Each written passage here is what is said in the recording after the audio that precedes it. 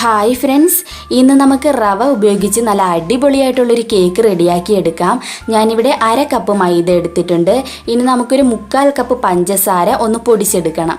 ഈ പഞ്ചസാരയുടെ കൂടെ തന്നെ ഏലക്കായും കൂടി ഇട്ട് പൊടിച്ചെടുക്കുക. അപ്പോൾ പെട്ടെന്ന് പൊടിഞ്ഞും കിട്ടും, നല്ല ഫ്ലേവറും കിട്ടും.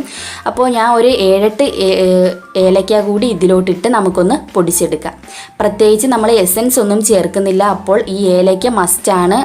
ഇനി നമുക്ക് ഇതിനുള്ളിലോട്ട് ഇട്ട് കൊടുക്കാം. നമ്മുടെ പഞ്ചസാരയും അതുപോലെ ഏലക്കായും പൊടിച്ചത് ഇതിനുള്ളിലേക്ക് ഇടാം. 1 ടീസ്പൂൺ ബേക്കിംഗ് പൗഡറും, ഇനി നമുക്ക് ഒരു 1/2 ടീസ്പൂൺ സോഡാപ്പൊടിയും 1/2 ടീസ്പൂൺ ഉപ്പും ഇത്രയും ഒന്ന് ഇട്ട് കൊടുക്കണം.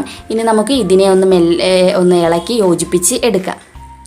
ഇനി നമുക്ക് ഇതിലോട്ട് ചേർക്കേണ്ടത് റവയാണ്. ഞാനിവിടെ എടുത്തിരിക്കുന്നത് 1/2 കപ്പ് റവയാണ്.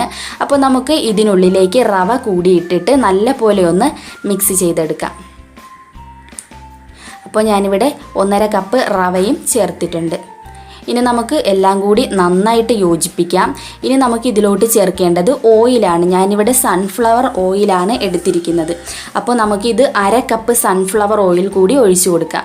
അടുത്തതായിട്ട് നമുക്ക് ചേർക്കേണ്ടത് പാലാണ്. ഞാൻ 1.25 കപ്പ് പാൽ എടുത്തിട്ടുണ്ട്. ആദ്യം നമുക്ക് 1 കപ്പ് പാലൊഴിച്ചിട്ട് നന്നായിട്ടൊന്ന് ഇളക്കി യോജിപ്പിക്കാം. 1/4 കപ്പ് പാൽ നമ്മൾ ഏറ്റവും ലാസ്റ്റാണ് ചേർക്കുന്നത്. പിന്നെ പ്രത്യേകം ശ്രദ്ധിക്കേണ്ടത്, ഒരിക്കലും തണുത്ത പാൽ ഉപയോഗിക്കരുത്. അഥവാ തണുത്ത പാലാണെങ്കിൽ ജസ്റ്റ് അടുപ്പിൽ വെച്ച് ജസ്റ്റ് ഒന്ന് ചൂടാക്കുക. ഒരുപാട് ചൂടാകരുത്, ജസ്റ്റ് ആ തണുപ്പ് വിടാൻ വേണ്ടിയിട്ടുള്ള ഒരു ചൂടാക്കിയിട്ട് എടുക്കുക. ഇനി നമുക്ക് 1 ടേബിൾ സ്പൂൺ വിനാഗിരി കൂടി ചേർത്തിട്ട് നന്നായിട്ടൊന്ന് ഇളക്കി യോജിപ്പിക്കാം. എന്നതിന് ശേഷം ഒരു 15 മിനിറ്റ് നമുക്കിത് റെസ്റ്റ് ചെയ്യാൻ വെക്കണം. 15 മിനിറ്റിന് ശേഷമാണ് നമ്മൾ ബാക്കി പാല് ഇതിനുള്ളിലേക്ക് ചേർത്ത് കൊടുക്കുന്നത്. അപ്പോൾ 15 മിനിറ്റ് ഇവിടെ ആയിട്ടുണ്ട്. അപ്പോൾ ഇതെല്ലാം കൂടി നന്നായിട്ട് കുതിർന്ന് വന്നിട്ടുണ്ട്. കണ്ടോ, റവ നന്നായിട്ട് കുതിർന്ന് നല്ല തിക്കാവും ഇതുപോലെ. അതുകൊണ്ടാണ് നമ്മൾ 15 മിനിറ്റിന് ശേഷം ബാക്കി പാൽ കൂടി ഒഴിച്ചു കൊടുക്കുന്നത്. അപ്പോൾ റവയൊക്കെ നന്നായിട്ട് കുതിർന്നിട്ടുണ്ട്. ഇനി നമുക്ക് 1/4 കപ്പ് പാൽ കൂടി ഒഴിച്ചു കൊടുക്കാം. തണുത്ത പാൽ ഉപയോഗിക്കരുത്, തണുപ്പില്ലാത്തത് വേണം ഉപയോഗിക്കാൻ വേണ്ടിയിട്ട്. ഇതിന് പകരം നമുക്ക് ബട്ടർ മിൽക്ക് അതുപോലെ തൈര് വേണമെങ്കിൽ അതും ഉപയോഗിക്കാം. പക്ഷേ ഏറ്റവും ബെസ്റ്റ് ഇത് തന്നെയാണ്. ഇനി നമുക്ക് ഒരു ബേക്കിംഗ് ട്രേ എടുക്കണം. ഇതിലേക്ക് നമുക്ക് കുറച്ച് ഓയിൽ ഒന്ന് ഒഴിച്ചിട്ട് നല്ലപോലെ ഒന്ന് സ്പ്രെഡ് ചെയ്ത് കൊടുക്കാം.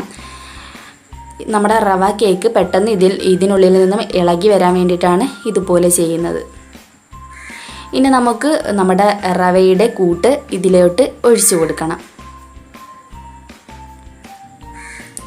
നിങ്ങൾ എപ്പോഴും ഏത് കേക്കാണെങ്കിലും ബേക്ക് ചെയ്യുമ്പോൾ നിങ്ങളുടെ ആ ടിന്നിൻ്റെ പകുതിയോളം മാത്രമേ ഒഴിക്കാവൂ. കൂടുതൽ ഒഴിച്ചാൽ ബേക്ക് ആവാനും പാടായിരിക്കും, ഒരുപാട് ടൈമും വേണം. ഇനി നമുക്ക് കുറച്ച് തുട്ടി ഫ്രൂട്ടി കൂടി ഇതിനുള്ളിലേക്ക് ഇട്ട് കൊടുക്കാം. നമുക്ക് ജസ്റ്റ് ഇതിൻ്റെ ഉള്ളിലേക്ക് വേണമെങ്കിൽ ഇതുപോലെ ഒന്ന് ഒരു സ്പൂൺ ഉപയോഗിച്ചിട്ട് ഒന്ന് അമർത്തി കൊടുക്കുക.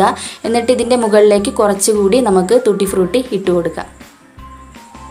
ചെറി വേണമെങ്കിലും ഉപയോഗിക്കാം, അതൊക്കെ നമ്മുടെ ഇഷ്ടം. ഇനി നമുക്ക് ഇതിനെ ഒന്ന് ബേക്ക് ചെയ്ത് എടുക്കണം. ഏകദേശം ഒരു 35 മുതൽ 40 മിനിറ്റ് വരെയാണ് ഈ ബേക്കിംഗ് ടൈം. അപ്പോൾ ഞാനിവിടെ നമ്മുടെ കുക്കറൊന്നും ഉപയോഗിക്കുന്നില്ല. സാധാരണ ഇഡലി സ്റ്റീമറിലാണ് നമ്മളിത് ബേക്ക് ചെയ്ത് എടുക്കുന്നത്. ഇഡലി സ്റ്റീമർ നല്ല പ്രീ ഹീറ്റ് ചെയ്തിട്ട് നിങ്ങളിത് ബേക്ക് ചെയ്യാവൂ. ഉപ്പ് ഇതുപോലെ ഇട്ട് കൊടുക്കുക. എന്നിട്ട് ഇതുപോലെ ഉള്ളൊരു സ്റ്റാൻഡ് വെച്ച് കൊടുക്കുക. ഇനി നമുക്ക് നമ്മുടെ ബേക്കിംഗ് ട്രേ ഇതിലോട്ട് ഇറക്കി വയ്ക്കാം. നന്നായിട്ട് ചൂടായി കിടക്കുകയാണ്, ശ്രദ്ധിച്ചിടുക. 5 മിനിറ്റെങ്കിലും ഹൈ ഫ്ലെയിമിൽ നിങ്ങൾ ഈ ഇഡലി തട്ട് ചൂടാക്കണം. എന്നിട്ട് വേണം കേക്കിൻ്റെ ഈ കൂട്ട് ഇതിനുള്ളിലേക്ക് ഇറക്കി വയ്ക്കാൻ. ഇനി നമുക്കൊരു 35 മുതൽ 40 മിനിറ്റ് വരെ ഒന്ന് വെയിറ്റ് ചെയ്യാം.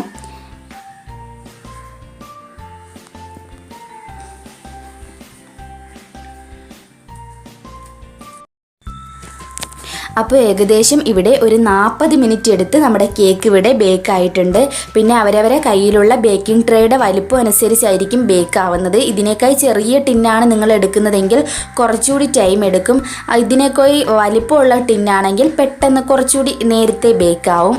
അത് പ്രത്യേകം ശ്രദ്ധിക്കുക. പിന്നെ ഈ കേക്ക് കംപ്ലീറ്റ് ചൂടാറിയതിന് ശേഷമേ ഇതുപോലെ കേക്കിൻ്റെ ആ ടിന്നിൽ നിന്നും പുറത്തെടുക്കാവൂ.